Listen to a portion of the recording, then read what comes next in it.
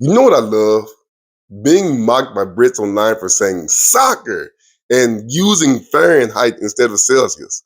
It's like getting yelled at for a party you didn't throw, but still had to clean up afterwards. But what if I told you America did not come up with these things? England did.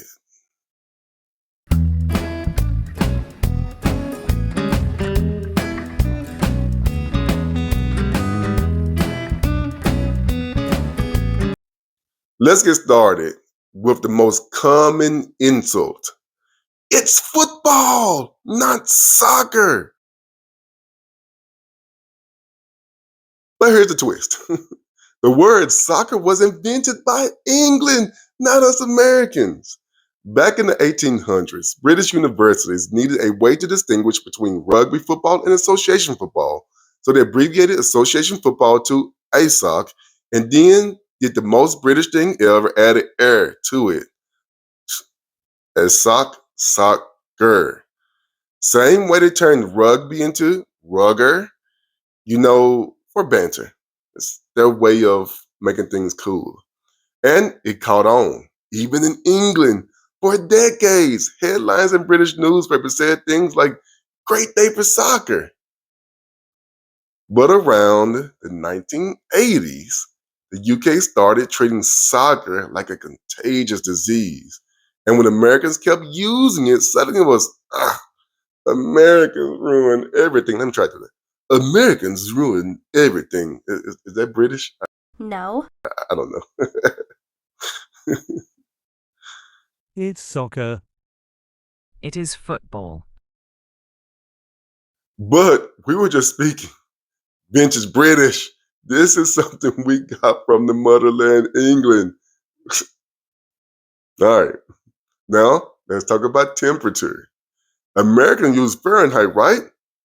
Cue the European judgment, the British judgment. Everyone makes fun of America for using Fahrenheit.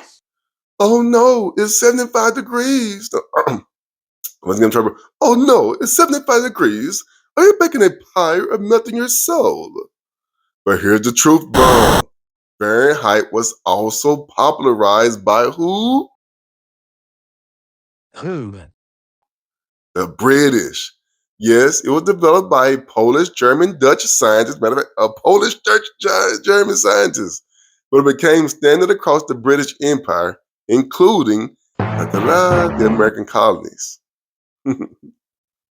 And just like tea, the US kept drinking it even after Britain switched to Celsius in the 1960s.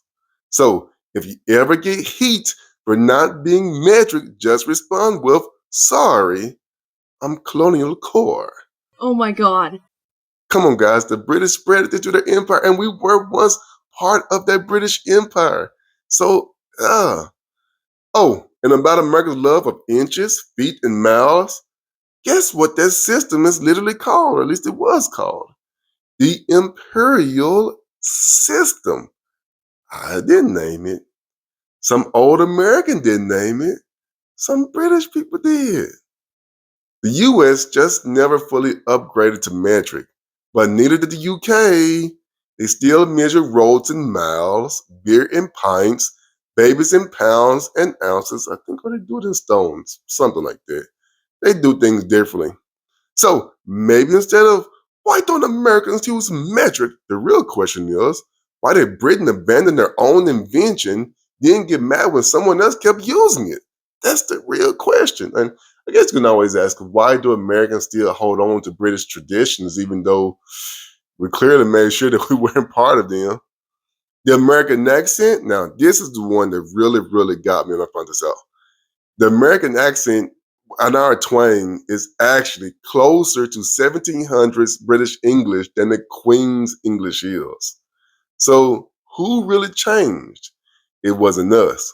So this whole time, the crazy thing is I met a British person. I said, wow, you sound American. But because she didn't have the posh British accent, she used more of the old British. This American twang that we brag about is actually from England. So next time someone from the UK roasts you or from the Europe roasts you for saying soccer or not saying Celsius, just smile and say, Cheers, mate.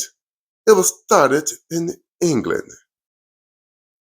If you enjoyed this, hit like, subscribe, and comment your favorite British invention Americans still use. And yes, we'll keep saying soccer, because football for us, I hate to say it, has an egg shape and not round. So we're going to keep using soccer. And football, baby, has a Super Bowl.